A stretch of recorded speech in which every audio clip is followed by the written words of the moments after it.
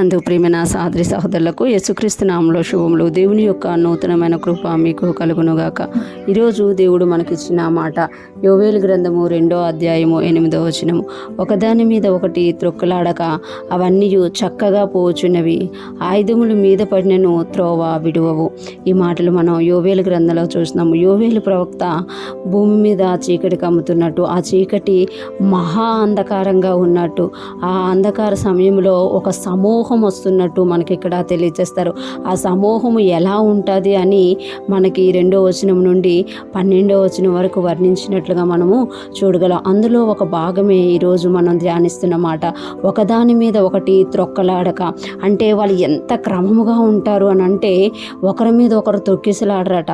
ఒక గొప్ప సమూహం వస్తుంది, వాళ్ళందరూ కూడా చక్కగా ఒకళ్ళ వెనకాల ఒకళ్ళు వెళ్తారట. అంటే అంత డిసిప్లైన్డ్గా వెళ్తారట.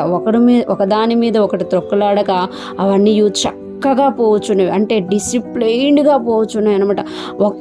ఎవరు కూడా ఒకరికొకరు త్రొక్కుకోకుండా, ఒకరికొకరు బాధించుకోకుండా అందరూ కూడా వాళ్ళకి ఏదైతే పని ఇవ్వబడిందో ఆ పని కోసం అంట చక్కగా పోతున్నారంట. అంతేకాకుండా ఆయుధములు మీద పడినను త్రోవ విడవవు. చూసారా, ఆయుధములు మీద పడినను త్రోవ విడవవట. అంటే వాళ్ళకి ఏదైతే గమ్యం పెట్టబడిందో, ఏదైతే వాళ్ళకి ఒక పని సూచించబడిందో ఆ పని చేయడానికి ఒకదాని మీద ఒకటి త్రొక్కిసలాడవు, చక్కగా వెళ్తాయి. అంతేకాకుండా ఆయుధములు మీద పడినను అంటే ఈ ఆయుధాలు వాటి మీద పడుతున్నా, కత్తులు పడుతున్నా, కొరడాలు పడుతున్నా, గొడ్డళ్ళు పడుతున్నా, ఈటెలు పడుతున్నా, బాణాలు పడుతున్నా, శ్రమ వచ్చినా, శోధన వచ్చినా, ఏదొచ్చినా త్రోవ విడువవు అంట.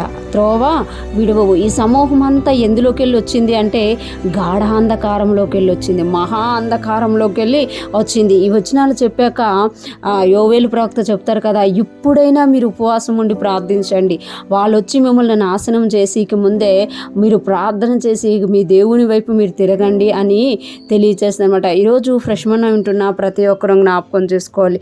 కొన్నిసార్లు చూస్తే మనకంట బయట ఉన్నవారే డిసిప్లైన్డ్గా కనిపిస్తారు. దేవుణ్ణి ఎరిగిన మనము ఒక డిసిప్లైన్డ్ లైఫ్, ఒక క్రమశిక్షణ గల లైఫ్ జీవిస్తున్నామా లేదా అనేది మనం చెక్ చేసుకోవాలి. కొన్నిసార్లు శత్రువును చూపించి దేవుడు మనకి కొన్ని విషయాలు నేర్పుతారు. శత్రువు అట ఎంత చక్కగా వెళ్ళిపోతున్నాడంట, ఒకళ్ళ మీద ఒకళ్ళు పడతలేరట. వారి త్రోవలో వారు చక్కగా, వారి గమ్యానికి వారు చక్కగా వెళ్తున్నారు. ఇంకొకటి, ఆయుధాల మీద పడుతున్నా కూడా వాళ్ళు త్రోవ విడవడం లేదట. అంటే ఎంత కష్టం వచ్చినా, ఎంత బాధ వచ్చినా, ఎంత వేదన వచ్చినా, శత్రువు ఎన్ని పోట్లు పొడిచినా కూడా వారు తప్పుతలేరంట. మనము కూడా అలాగే ఉండాలి అని దేవుడు కోరుకుంటున్నారు. ఈరోజు ఫ్రెష్ మన్నా వింటున్న ప్రతి ఒక్కరూ కూడా మనకంటూ ఒక గమ్యం ఉంది, మనకంటూ ఒక గురి ఉంది. ఆ గురి దగ్గరికి, ఆ గమ్యం దగ్గరికి మనం వెళ్ళడానికి ఈ లోకంలో మనము ఒకరిని తొయ్యాల్సిన పని లేదు, ఒకరిని త్రొక్కాల్సిన పని లేదు. మనకంటూ యేసయ్య ఒక చక్కని మార్గం ఉంచారు. ఆ చక్కని మార్గంలో మనము ఎలా వెళ్ళాలి అని అంటే, ఎటువంటి ఆయుధాలు మన మీద పడుతున్నా, ఎటువంటి కష్టం వచ్చినా, శ్రమ వచ్చినా, శోధన వచ్చినా, మన యొక్క గురి, మన యొక్క కళ్ళు దేవుని మీదే ఉంచి ముందుకు సాగిపోయేవారిగా మనం ఉండాలి అని దేవుడు కోరుకుంటున్నారు. అటువంటి జ్ఞానము కలిగి మనం ముందుకు సాగిపోదుము గాక. శత్రువు తంత్రాలను ఎదిరిస్తూ, శత్రువు యొక్క ఉరులను మనము అడ్డగిస్తూ మన గమ్యాన్ని మనం చేరుదుము గాక. ఆమేన్.